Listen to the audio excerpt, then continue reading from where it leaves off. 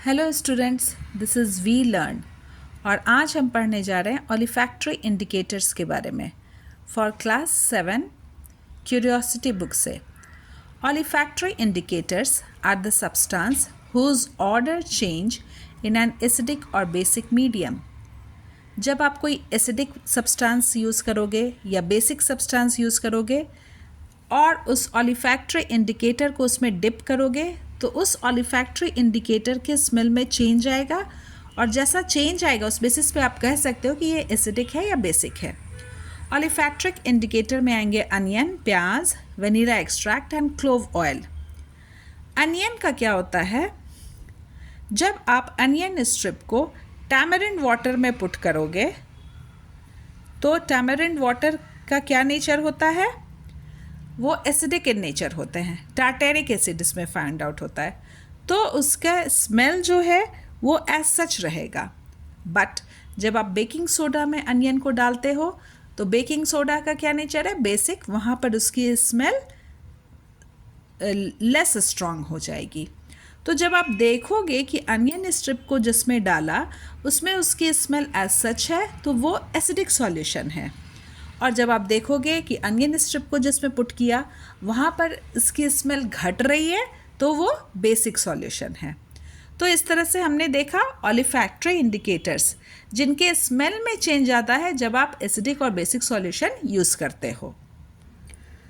अब हम एनसीईआरटी के नेक्स्ट पेज में जाएंगे जहाँ पे हमने डिस्कस किया है न्यूट्रलाइजेशन रिएक्शन को।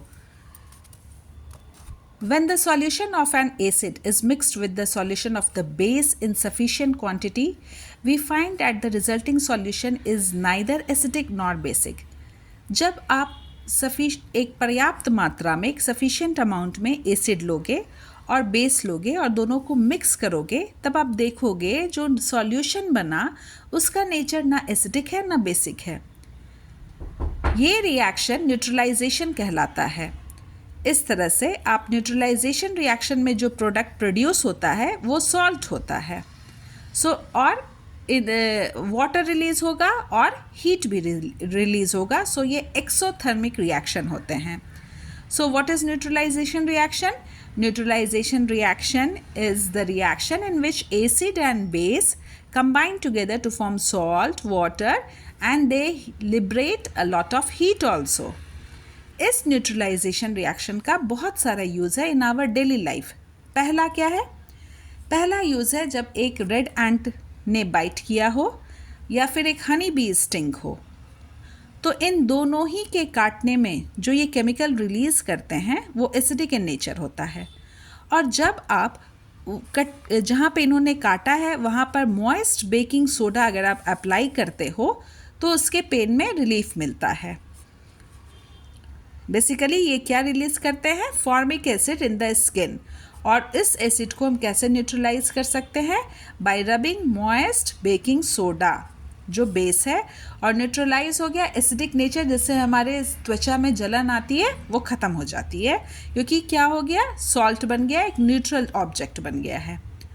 दूसरा सिचुएशन है जब फार्मर्स बहुत ज़्यादा सॉइल में फर्टिलाइज़र का यूज़ करते हैं and excessive use of chemical fertiliser, तो वो क्या होता है, फर्टिलाइज़र धीरे धीरे उनके सॉइल में जमा होती जाती है और सॉइल एसिडिक हो जाता है। जब सॉइल एसिडिक हो जाता है तो प्लांट्स का ग्रोथ बिल्कुल अच्छा नहीं होता है।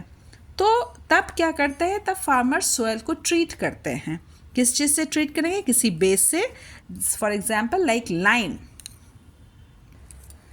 लाइम से ट्रीटमेंट के बाद सॉइल की एसिडिक नेचर घट जाएगी, या फिर कुछ और ऑर्गेनिक मैटर या कंपोज्ड लीव्स भी हम ऐड कर सकते हैं उसके एसिडिटी को, सॉइल की एसिडिटी को न्यूट्रलाइज करने के लिए। फिर भी हो सकता है आपने सॉइल को न्यूट्रल कर भी दिया फिर भी प्लांट्स की ग्रोथ पुअर हो, तब फिर क्या करते हैं, कुछ न्यूट्रिएंट्स ऐड करते हैं।